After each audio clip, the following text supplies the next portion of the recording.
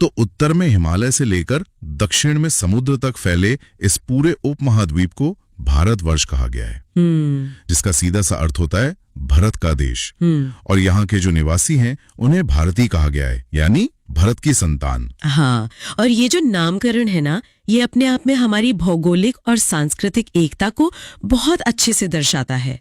लेकिन जब हम इसी चीज को बाहरी दुनिया की नजरों से देखते हैं तो एक अलग ही तस्वीर हमारे सामने आती है। जैसे जब यूनानी इस तरफ आए तो उन्होंने सिंधु नदी को आधार बनाकर इस देश को इंडिया नाम दे दिया। सही बात है। और वहीं जब हम मध्यकालीन मुस्लिम इतिहासकारों के लेखों का अध्ययन करते हैं तो हम ये पाते हैं कि उन्होंने इस पूरे क्षेत्र को हिंद या फिर हिंदुस्तान के नाम से संबोधित किया।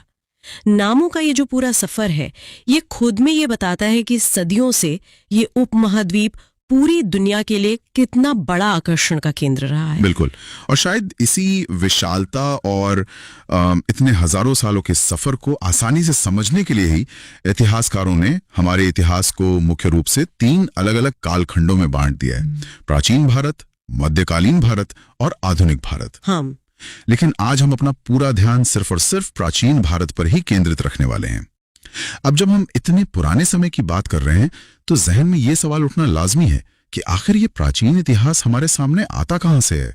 मतलब उस समय तो कोई प्रिंटिंग प्रेस या डिजिटल रिकॉर्ड्स तो थे नहीं। यही तो इस पूरे अध्ययन का सबसे रोमांचक हिस्सा है। अगर हम प्राचीन भारतीय इतिहास की जड़ों को तलाशने निकलें तो हमें ये बहुमूल्य जानकारी मुख्य रूप से 4 जगहों से मिलती है। पहला आधार है हमारे प्राचीन धर्म ग्रंथ, दूसरा है जो ऐतिहासिक और साहित्यिक ग्रंथ लिखे गए वो, तीसरा समय समय पर भारत आए जो विदेशी यात्री थे उनका विवरण, और चौथा जो सबसे ठोस है, जो जमीन के नीचे से सच निकाल कर लाता है, वो है पुरातत्व संबंधी साक्ष्य। आज हम इन्हीं में से कुछ सबसे महत्वपूर्ण ग्रंथों और पाठों की परतों को धीरे धीरे खोलेंगे। तो चलिए सीधे अपने पहले पड़ाव की ओर चलते हैं, ज्ञान की सबसे पुरानी नींव यानी वेद। देखिए, जब भी प्राचीन धर्म ग्रंथों का जिक्र होता है तो ऋग्वेद का नाम सबसे पहले आता है। ये भारत का सबसे प्राचीन धर्म ग्रंथ है, जिसके संकलनकर्ता महर्षि कृष्ण द्वैपायन वेद व्यास माने जाते हैं जी। और मैंने जब इसका अध्ययन किया तो मेरे पास जो आंकड़े हैं वो वाकई चकरा देने वाले हैं। जरा सोचिए, ये कोई सामान्य सी किताब नहीं है। इसमें 10 मंडल हैं, 1028 सूक्त हैं, जिसमें वालखिल्य पाठ के 11 सूक्त भी शामिल हैं। बिल्कुल। और कुल मिलाकर 10,462 ऋचाएं मौजूद हैं। मतलब जब लिखने के लिए कागज तक का आविष्कार नहीं हुआ था तब इतने विशाल ज्ञान को लोगों ने केवल सुनकर और याद रखकर पीढ़ियों तक कैसे पहुंचाया होगा, ये सोचकर ही हैरानी होती है।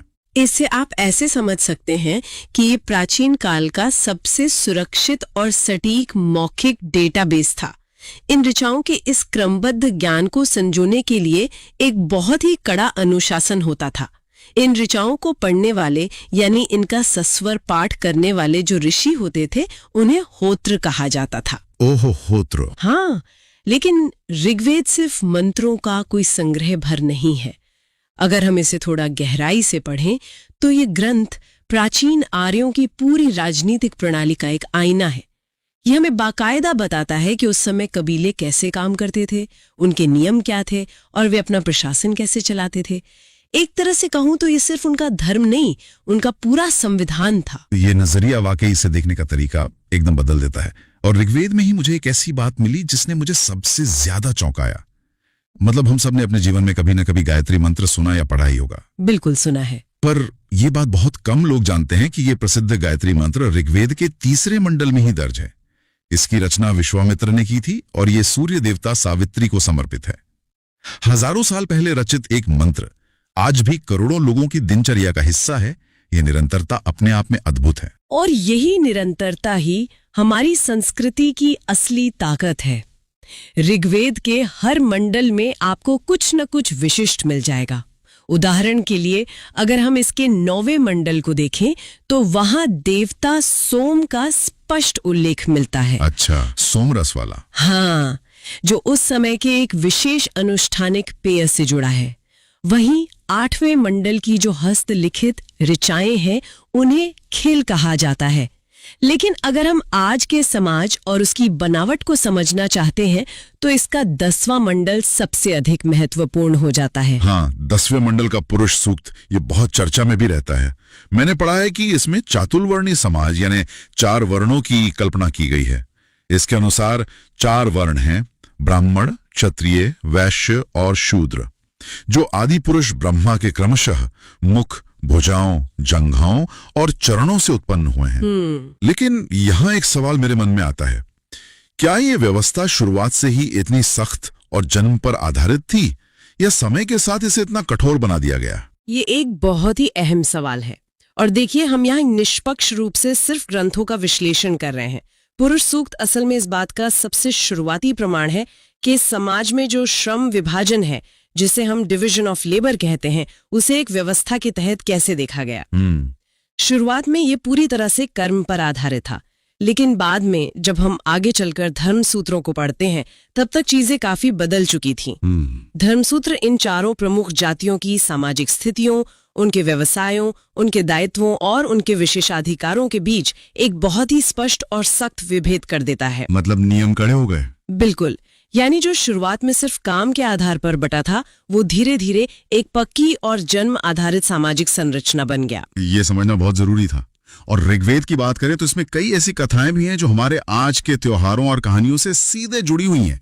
जैसे वामन अवतार की कथा, जिसमें भगवान के 3 पगों का जिक्र है, उसका सबसे पुराना प्रमाण भी ऋग्वेद ही है जी। और अगर हम उस समय के लोगों के सबसे प्रिय देवताओं की बात करें तो इंद्र देवता के लिए 250 ऋचाएं और अग्नि देवता के लिए 200 ऋचाएं खास तौर पर रची गई हैं।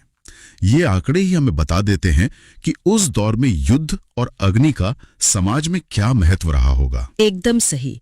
इंद्र युद्ध और बारिश के देवता माने जाते थे और अग्नि वो माध्यम थी जिसके जरिए इंसान अपना संदेश सीधे देवताओं तक पहुंचाता था।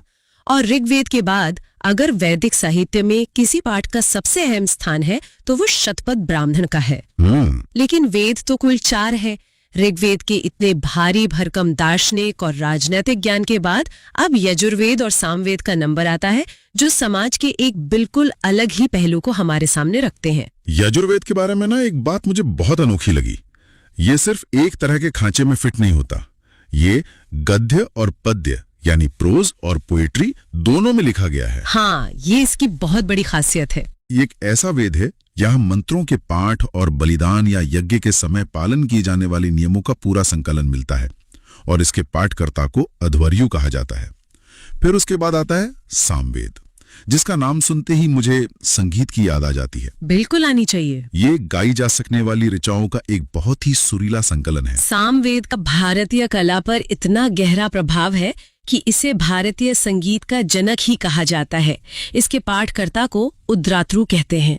ये दोनों वेद मिलकर हमें ये समझाते हैं कि प्राचीन समाज सिर्फ युद्ध लड़ने या खेती करने तक ही सीमित नहीं था। उनके पास कर्मकांडों की एक पूरी व्यवस्थित विधि थी और संगीत जैसी ललित कलाएं भी उनके जीवन का एक बहुत गहरा हिस्सा बन चुकी थी। वाकई